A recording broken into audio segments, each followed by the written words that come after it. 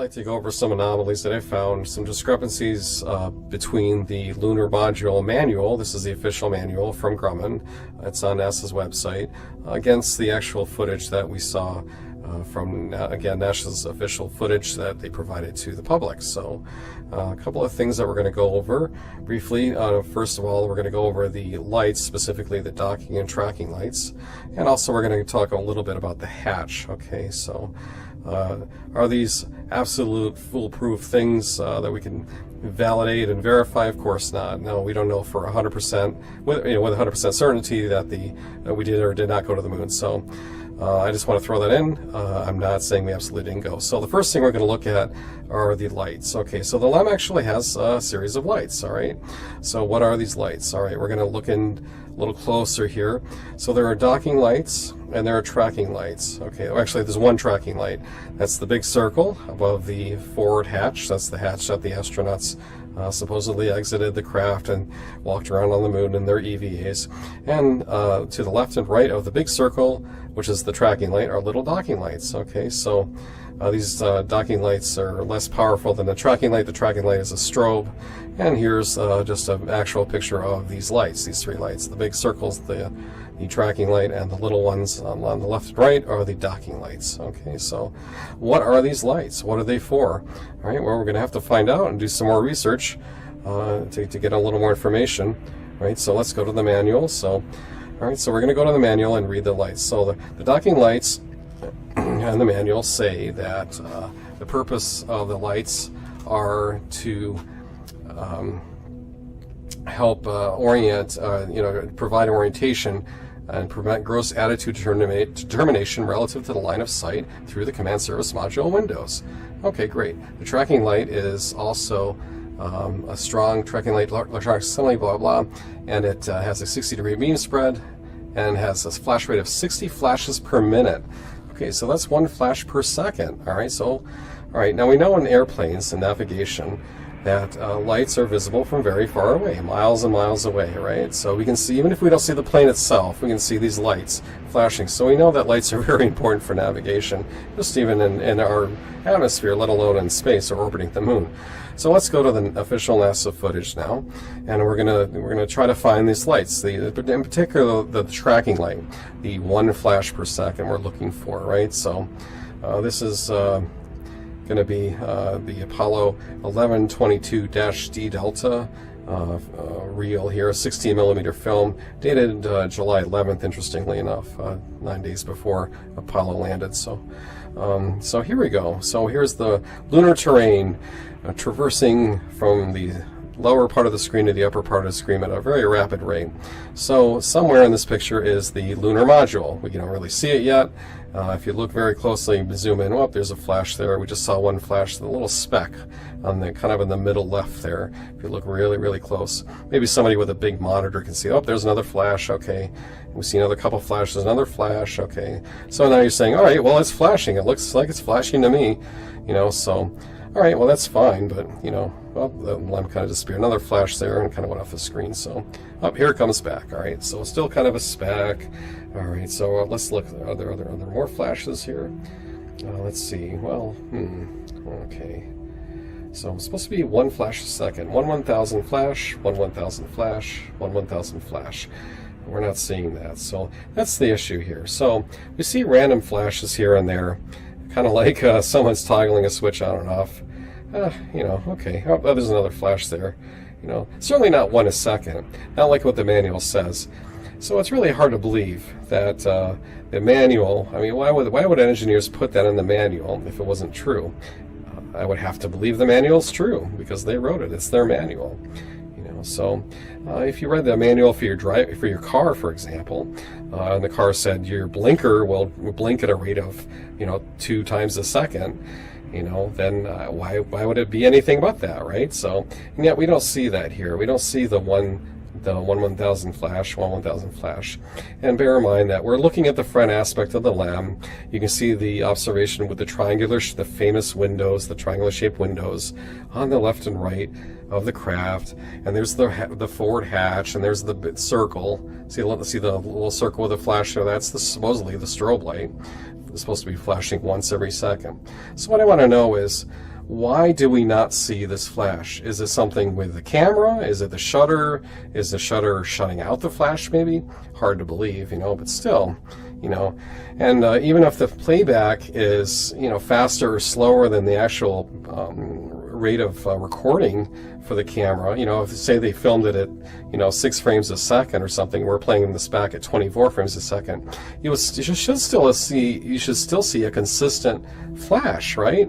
Whether it's da da da da da or flash every 5 seconds, whatever the case may be, we just don't see a consistent flash. Now this is an example of hypergolic fuel in the lower right corner. This is actual hypergolic fuel, which is hypergolic fuel are actually 2 chemicals that you combine and they produce a reaction. Hypergolic fuel is what they used in the LEM, okay, for the rockets, for the Attitude rockets on the outside and the big ascent engine, etc. So they use different kinds of hypergolic mixtures for each engine, descent versus ascent. However, the takeaway here is that hypergolic fuel is very smoky, and it's even in a vacuum, it doesn't matter. It'll produce smoke regardless. So we never see any smoke when this craft turns or anything. That's just another little thing I want to throw in there.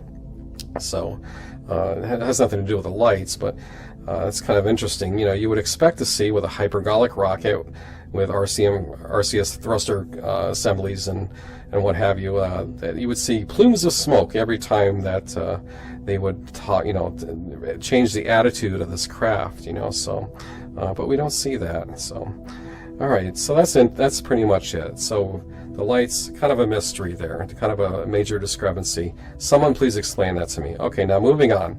So now we're going to take a look at the inside of the LEM. This is a cutaway diagram of the interior of the LEM, and here we have the hatch. Okay, so this hatch it's not the forward hatch that they went out to the surface of the moon. This is the hatch that connects the command module with the LEM. Okay, so why is this hatch important? Alright, so let's see. Elastomeric silicone compound seal is mounted in the hatch frame structure. When the latch is closed, a lip near the outer circumference of the hatch enters the seal, ensuring a pressure-tight contact. A cabin relief and dump valve is within the hatch structure. Normal cabin, this is an important part, normal cabin pressurization forces the hatch into its seal. To open the hatch, the cabin must be depressurized. So what that means is that the interior of the LEM has to be depressurized. There has to be no pressure on for that hatch to open, because it opens inward, right? So why would they put that in there if it wasn't true, right? I have no reason to believe it's not true. They wrote their own manual. So all right, so let's look at the actual footage here. So here we see the hatch. Okay, now the buzz aldrins and the command module. So we're looking into the LEM. This is from the command module, right? So he's opening the door. Notice how he has no gloves on, no helmet. Just kind of calmly opening the door, just like you would open your fridge and get out the orange juice. So just calmly, just swings it right open there. Nothing. It doesn't force open, the papers don't go flying in, there's no whooshing sound that you can tell or any kind of air transfer. Remember that door's supposed to be there's supposed to be no pressure on the other side of that door. So let's listen. Remember, there's supposed to be no pressure on the other side of this door when he opens it. So when you open it, you should hear like a whoosh and things should suck in there. When you open up the doorway, he's waiting there for you and he turns the lights on. How about that? It's like a refrigerator. So it just opens calmly, So does that look like there was no pressure behind that door to you? I don't know. It's kind of a little discrepancy there. So somebody explain that to me. Why is it we don't hear any whooshing or anything like that? So that's pretty much it. Those are the 2 major problems that I have here. So the manual versus the footage.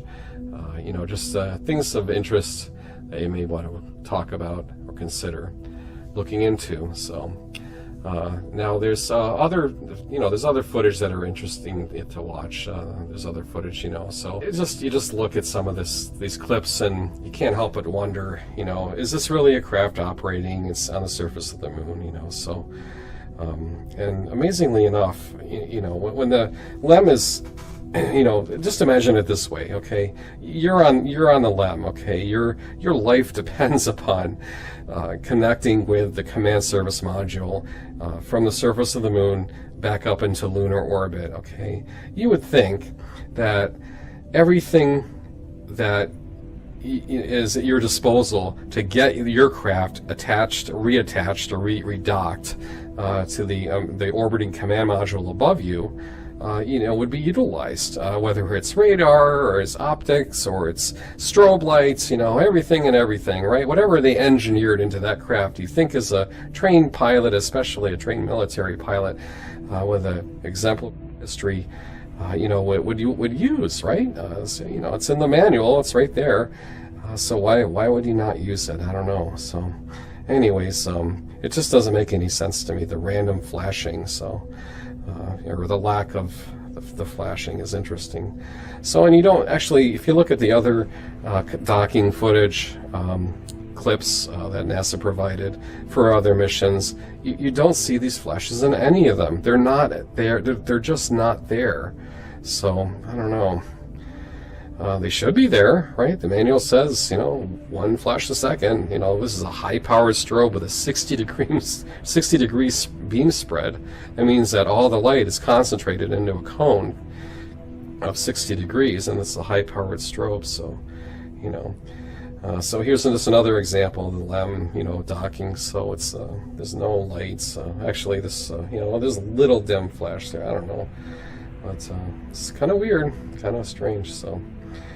This is just, there are many anomalies with these clips, So other things you may notice if you watch them closely enough and with a big enough monitor, or TV or whatever. So it kind of catches the eye, makes you wonder. I don't know, kind of makes you wonder, Of course, a lot of this, is opinion based. It's hard to prove, right? So you can't prove it. I will say that I do have respect for the astronauts. I really do. I'm not just saying that, I really do. I mean, even if they didn't go to the moon, they're military men. They have military training. They were at the top of their class. They were, very, very smart, very brave men. And they're, when you're in the military, you do what you're told, right? So, I don't think they did it for a bad reason. I think they were told it was for a good cause. For at the time, from their perspective, it probably was for a good cause. It's harmless. It was harmless, essentially, right? So, either maybe we did really go, and all this stuff is just, all these anomalies can just be debunked, right? And it's just something we just happen to notice, or we didn't go, and we tried to go. We did our best, but we probably found out the last year or two before launch of Apollo 11 that we just didn't have it to land a man on the moon safely and bring him back. So that's probably, the latter is probably true. So, and that's okay. I think we should put this to bed now.